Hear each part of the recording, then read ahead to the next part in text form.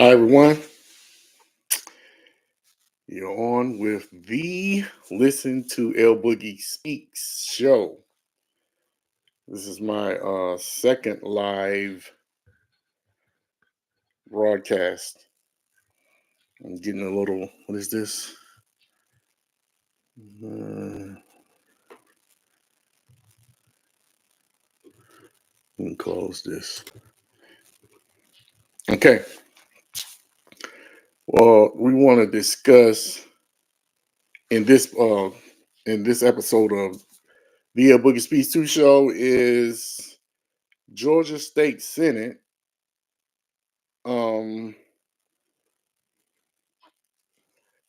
had a vote. I think it was on the 26th of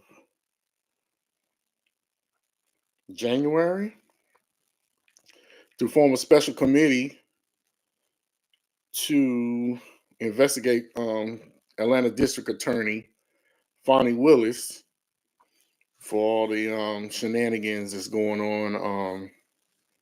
Yeah, it's crazy. But I want to give you guys a little information on that.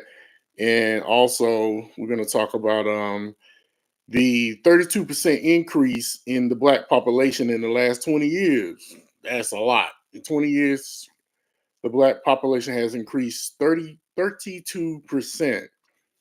So we're gonna give a little information and talk about that. Okay. My sound is not it's not like I want it to be. Okay.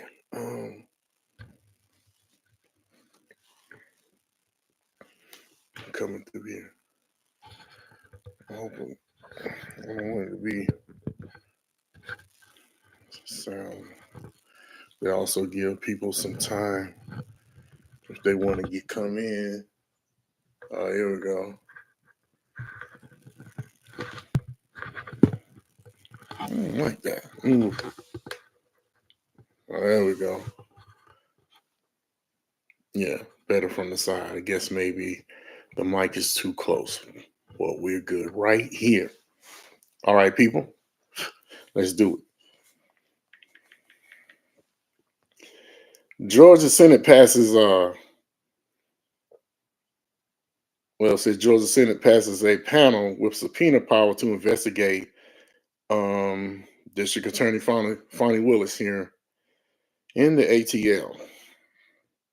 Okay, Georgia State Senate joins attempts to investigate Fulton County District Attorney Foni Willis on Friday, voting 30-19 to create a special committee that Republican senators say is needed to determine whether the Democratic district attorney misspent state tax money in her prosecution of former President Donald Trump and others. All right.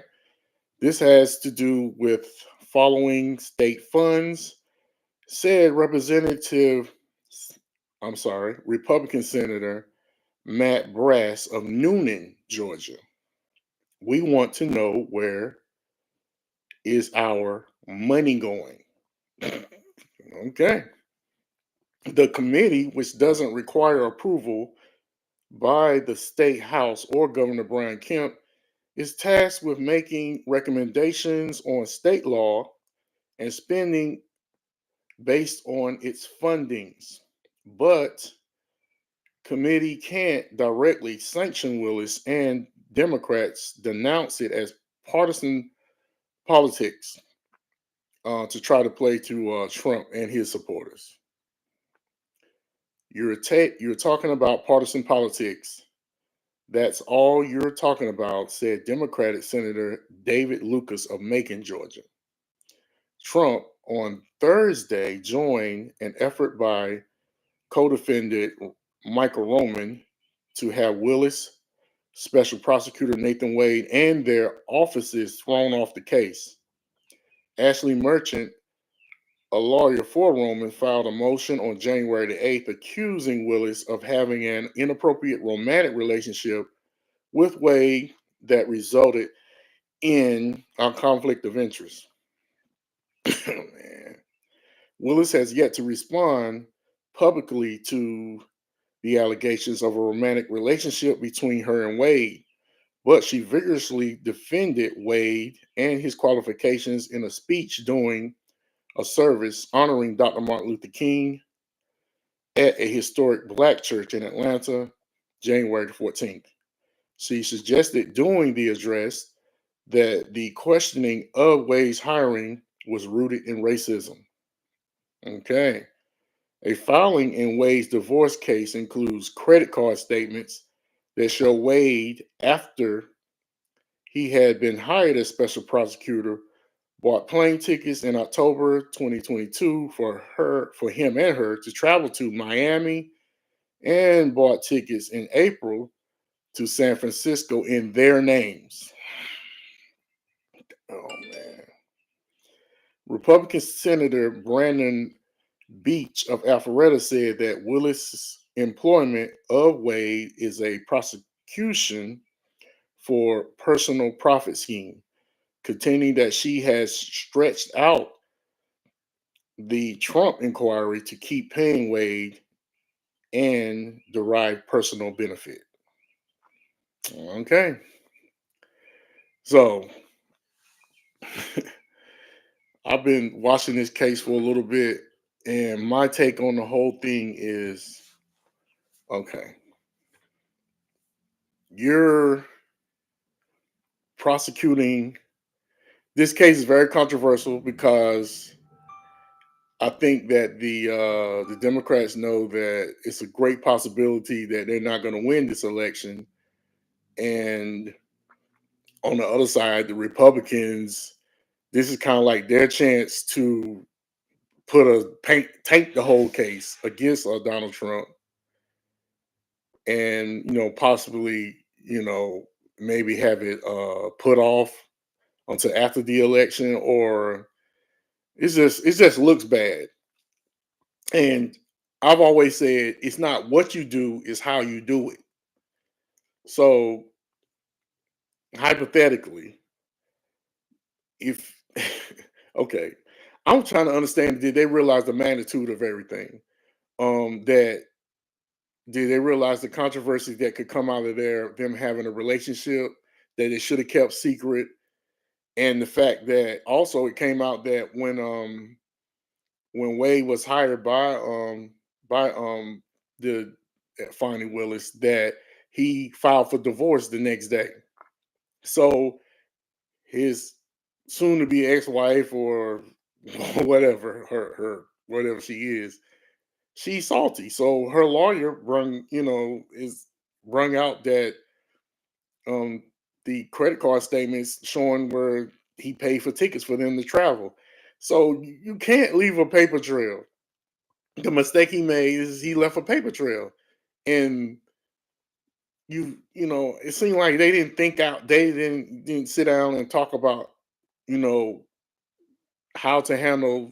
Evidently they had feelings for each other and how to handle it, so we won't be where we are today. So it's just, it's I wish our people it's too many examples of this thing going on where you have black elected officials or uh black people in, this in high profile positions with you know with budgets and whatnot. I think being that being who they are, they have to cross their T's and dot their I's. And they, in this case, they didn't do that. They didn't sit down and discuss how to go about being in a relationship, considering that who they are as a people, that they're black people, and that who they're trying to prosecute, and the ramifications of. So it's just bad, it's a bad situation. It looks bad more than anything. So just open the door to give Georgia Senate, the chance to form a committee to actually start probing and seeing what's going on with the money. So it didn't have to happen this way. It's just that they should have sat down and thought out and made better decisions to keep their relationship a secret. you know, because his wife's lawyer shouldn't have been able to come up with any kind of credit card receipt showing where he paid for any ticket. All he simply had to do is say, "Look, I'm going to the bank and I'm gonna get out X amount of money, and I want to pay for your ticket, but we can't leave a paper trail. So I'll give you the money for your ticket in cash. You go online and buy your own ticket." They shouldn't even been on the same plane. It could have been done better. They couldn't have been on the same plane, considering the fact he filed for divorce right after he was, got the position. So because they had, I guess they had been dealing with each other. So it's just not. Oftentimes, it's not what you do; it's how you do it. And considering the fact that they're lawyers and as educated as they are, you have to know that you can't leave a paper trail, because if his law, well, that's what kind of like sparked things off, was when his wife's lawyer revealed the credit card statements that they had been taking trips together, and both of their names on the. Oh, come on, man, y'all gotta. It's not what you do; it's how you do it. But that being said, I think she's appearing in court on February the 15th. And I think tomorrow, um, I think she has a court appearance for whatever reason, man. It's sad. I hate to see this type of thing, but it seems like by now we as a people would have learned that you have to be not only 10 times better to get where you are, you have to be 20 times better to stay where you are. That being said, we're going to go on and cover our next topic. In the last 20 years, the black population in the United States, per a Pew Research study, has shown that the black population has increased 32% in the last 20 years. And that's a lot. And, you know, so I'll give you guys some information on that and give you comment on it or whatever. Okay.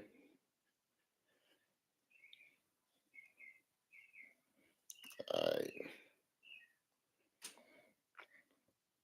Let's see. Okay. It says key factors about the nation's 47.9 million black Americans. Hmm. I'll probably give you guys half because I don't want to be on here too long. I have a few other things to do. The number of black people living in the United States reached a new high of 47.9 million in 2022, up about a third, which is 32% since 2000. According to a Pew Research analysis of government data, this group is diverse with a growing number of and share born outside of the US, and an increased number saying they are of two or more races. For Black History Month, here are key facts about the nation's black population. In this analysis, the black population is made up of three main groups: single race, non-Hispanic black people, non-Hispanic, multiracial black people, and black Hispanics. You can, well, okay, we'll go over the first fact.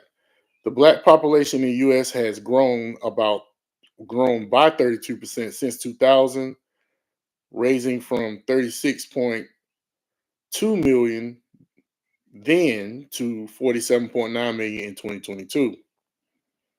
Okay. Notably, the number of people self identifying as another race in addition to black has increased nearly 254% since 2000. And this reflects a broader national shift in the number of Americans identifying as multiracial, as well as changing how the US Census Bureau asks about race and ethnicity. Okay. The number of Black Americans who say they are Hispanic has also risen sharply over this period, up 199% since 2000.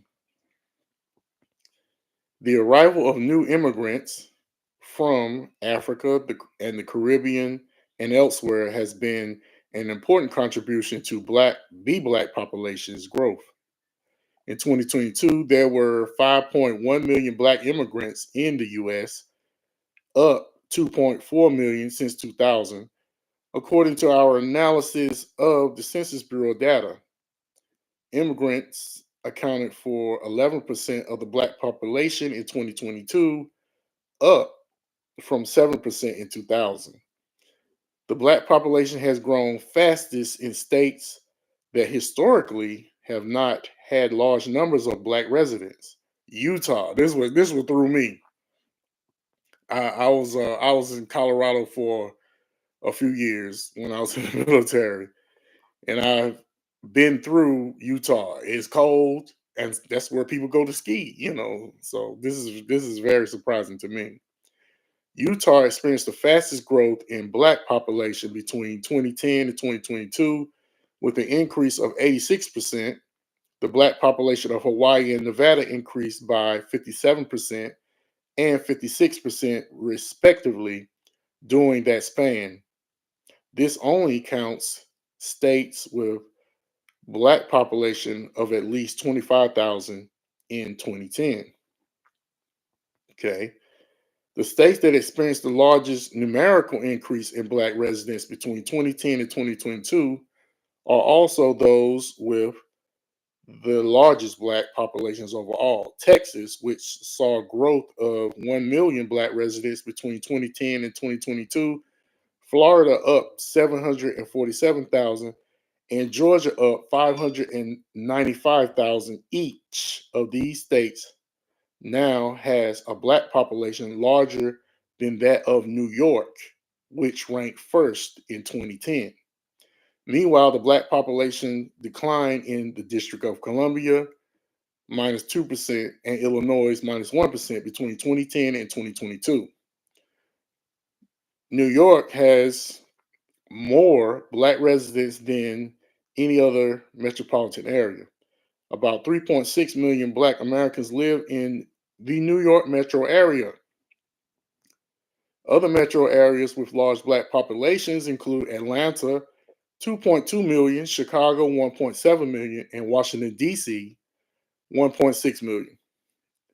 As a share of the population, the Atlanta area is home to the highest percentage of Black people than any other metro area, with at least 1 million Black residents. Nearly 4 in 10 residents of the Atlanta metro area, 36%, are Black. The next highest shares are the metro areas of Washington, D.C., 28%, Detroit, 24%, and Philadelphia, 23%. And finally, the Black population of the U.S. is relatively young. In 2022, the median age of Black Americans was 32.1 years, meaning half of the nation's Black population was younger than the age of half was old, and half was older. By comparison, the median age of the nation's overall was 38% that year. The median age among single race, non Hispanic Black Americans was 34.9 years old in 2022, compared with 21 years old among Black Hispanics and 19 and a half among multiracial, non Hispanic Black Americans. All right. Okay. Now, so in another 20 years, the Black population in the U.S. can increase by another 32%. So I'm assuming that the decision to leave the borders wide open has a lot to do with the increase of the Black population. The no, I mean, for the population to increase 32% in 20 years, uh, that means on black folk, we were getting it in. Black folks be getting it in, boy. I mean, and the study also talked about the number of increase in college educated, at least black men and black women, increase in bachelor degrees and whatnot. So if you really think, if you can think and say that, okay, let me look and see what's on here. No manager, countries, no strange, not no countries, excuse me. No stranger danger. Yes, no. Please look up Joe Biden leaked.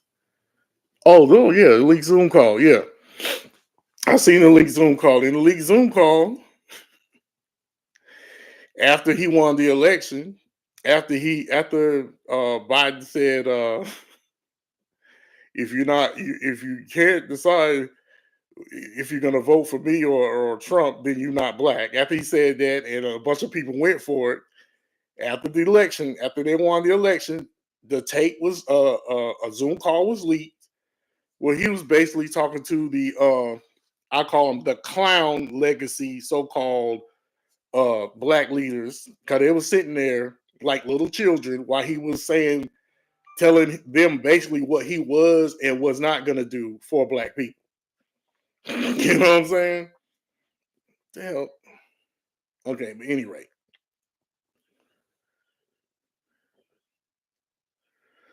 Okay. But at any rate, he was saying he wasn't gonna use his executive privilege to from what I got for it, he was saying that it would like go against the Constitution, or basically he was saying that he wasn't gonna do anything specifically for the people that put him in office. I think it was above 85%, and that we were going to have to learn to work with the Hispanics because their numbers is going to be more than our numbers. So that was a precursor to what's going on with the borders being wide open and them letting any and everybody in here. So they kind of started out trying to pull at your heartstrings, talking about that the majority of the people coming into this country illegally were families and kids and women and stuff like that. But then as other content creators started delving in and going to look for themselves at the border, they started videoing lines of military aged men from a lot of countries throughout the world, to include China and other countries that's not so friendly with the United States, that doesn't have a good relationship with the United States, coming into this country. It's very dangerous. It's dangerous to the point where you don't know who's in here. So, of course, in the news recently, you have these illegal migrants, causing committing crimes in New York and in Chicago, at the shelters, fighting, stabbing each other and whatnot in New York. So it's a big mess. But I really believe, this is just my opinion, that people look at the census, and they saw the increase in numbers, and considering the fact, I think they have I'll say the major, quote unquote, so-called majority have zero population growth. And for the first time, I think Generation X, white people are the minority in Generation X. So it's alarming to them, and I think that's part of the reason why that they're flooding major cities with black mayors, set out black mayors and and population.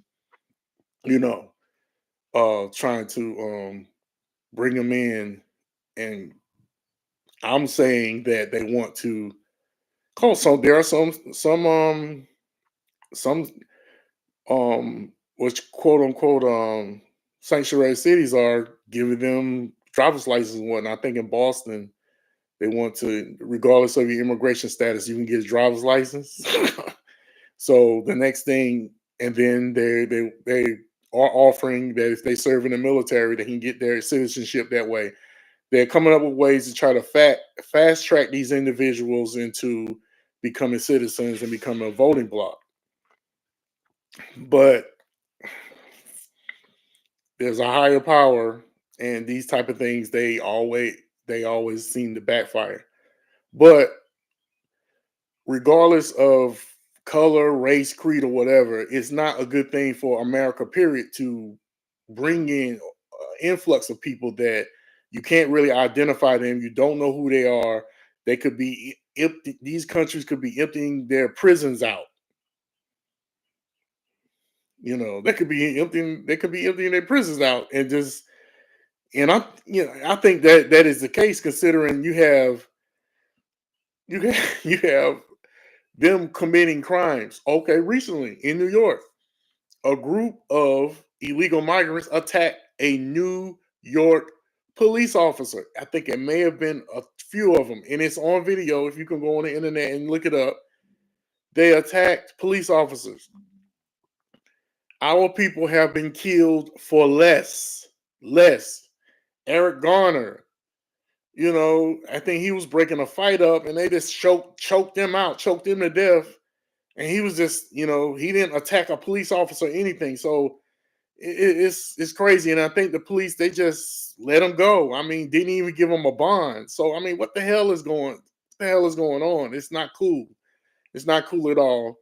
But I think it's a national security risk to let these people in the country. But meanwhile, Governor Greg Abbott has shut the border down. Basically, my thing is I watch a lot of content creators and what's going on, and then you have a convoy that started out on Monday from Virginia, on their way to the Mexico U.S. border.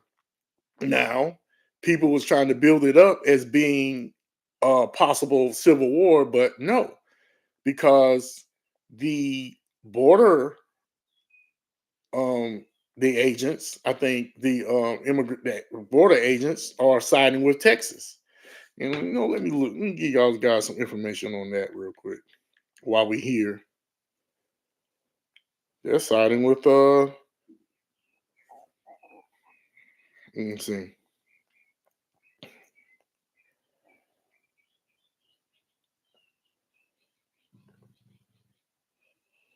Okay. All right. Here we go, right here. 1,800 plus border patrol agents support Texas blast Biden administration. So people thinking that in the event that the president federalized the National Guard troops, that it would be a clash between um, both sides, the government and what Governor Greg Abbott is trying to do, locking down the border. So from what I saw in the video, it's locked down. It's like the last few days, only like 6 people was able to come through. So what happened was the Supreme Court made a decision that Greg Abbott had to quote unquote let the border patrol agents in to basically cut down the concertina wire so they can continue to let illegal migrants into this country. And Governor Greg Abbott said he won't have it. Also with the support of I think 25 other Republican governors, some offering to send their National Guard to assist in keeping the border on lockdown. But there's not a risk of a civil war because out of here.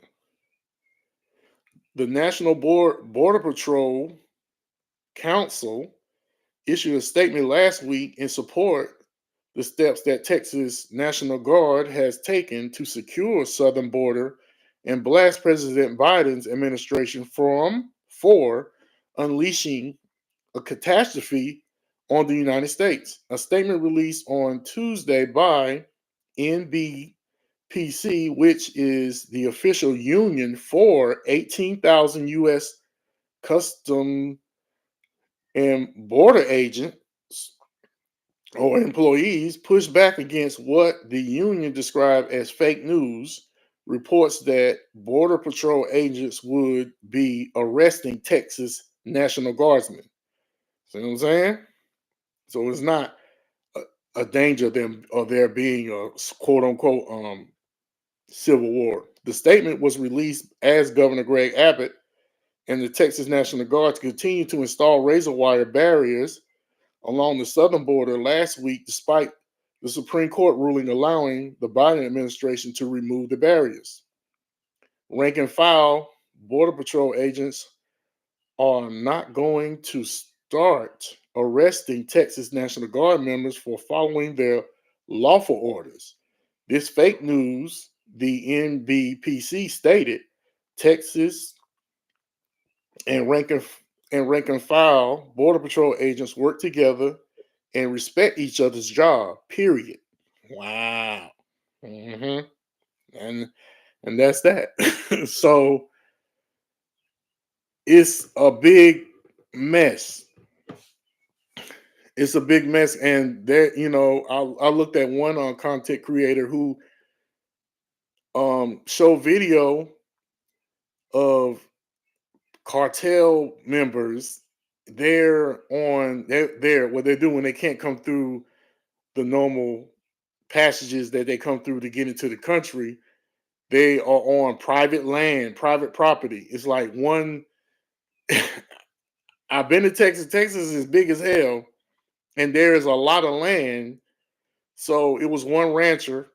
He and his wife talked about the fact that they live like 30 miles or so off the main road, and that they looked outside and seen, I think this guy owned like 130,000 acres. That's a lot of land. So, and I think the rancher's wife was mentioning the fact that if something happened, it would take a long time for somebody to find her or something like that, because they're so far far off the road. I would say away from civilization. So they say they looked in their backyards and they just see like maybe 10 or 15, 20 um illegal migrants or cartel members on their land, just trying to find a way to get into the country. So basically, all one would have to do is just go online and look, and you can actually see what's going on, because they're not really reporting this in mainstream media. That's why independent content creators and people like us um, giving the news, you can go on and find out actually what's going on in the world. That being said, I'm gonna end this live, and I'll see you guys the next time God leaves his footprints in the sky. This is L Boogie. This is the L Boogie Speaks 2 show. I also have a blog and a podcast in the description of this channel. Um, if you would like to comment, send me your personal comments, or if you would like me to cover any specific topic that you think is important, my email address is the L Boogie Speaks 2 show at gmail.com. And make sure I'm giving you the right email address, because this is new. Right here. Okay. Let's go to Gmail. Oh, there we go. All right. Yes, you can send your inquiries or comments, or if you want me to cover a particular topic, or you have a news story that's interesting that you think that I could put out to the people. My my email address is lboogiespeaks2, not the L Boogie Speaks 2, but lboogiespeaks2 at gmail.com. Hit me. Lboogie at lboogiespeaks2, TOO, at gmail.com. Also, share this video, like, and subscribe. And I'll see you guys the next time I make a video or next time God leaves his footprints in the sky. Y'all try to love each other. I know it's hard. Deuces. Peace.